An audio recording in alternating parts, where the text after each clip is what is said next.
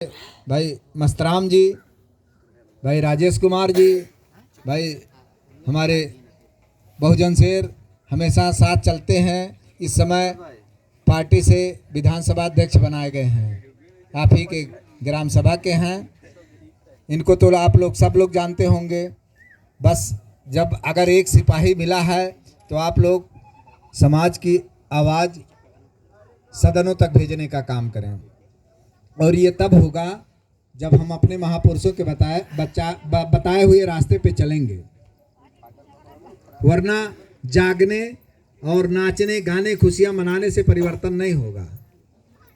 वास्तव में जिस महापुरुष की जयंती हम लोग बना रहे हैं वो कई सैकड़ों वर्ष पहले, 650 वर्ष पहले इस धरती पे आए थे, और उस समय हम लोगों के पास कुछ नहीं था, कुछ भी नहीं था। न पढ़ने का अधिकार था, न हमारी बहन बेटियों को अपना तन ढकने का अधिकार था, न हमारे नौजवानों को कपड़े ढंग से पहनने का अधिकार था। ये मेहनत मजदूरी और गरीबी में मुब्तला थे उस समय के ये संत हैं, संत शिरोमणि रविदास जी। लेकिन नहीं, उनके बारे में बताया जाता है कि वो अपने जीवन काल में ऐसी ऐसी बात किए, ऐसे ऐसे रास्ते बताए कि आज वो हमारे बीच में नहीं है, फिर भी हम उनको याद करते हैं। क्यों याद करते हैं? क्योंकि उनका जीवन काल इतना अच्छा बीता, इतना बेहतरीन बीता कि उन्होंने कर दिखाया, वो सब कुछ कर दिया जो हम लोग कल्पना करते थे। और आज हमें और आपको तो सब कुछ मिला है,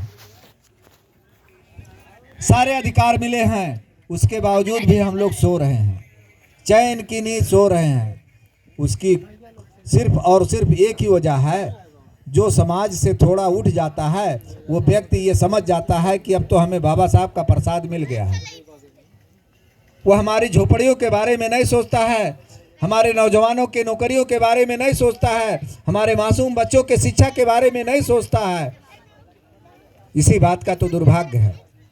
बाबा साहब जो अधिकार दे करके गए हैं, बाबा साहब जमीन पे बैठ करके, भूखे रह करके, उनकी पत्नी फटे कपड़े पहन करके, उपली पाथ पाथ करके, मजदूरी कर कर करके बाबा साहब को पढ़ाई, और बाबा साहब 32 डिग्रियां लिए। उस दौर में जब इस समाज को लोग इतनी नीच भावना से देखते थे, इतना गिरा समझते थे कि उनकी परछाई से कन्नी काटते थे, सोचते थे कि कहीं से कोई शूद्र दलित यहाँ से गुजरे ना। हमारे महापुरुषों ने देखा है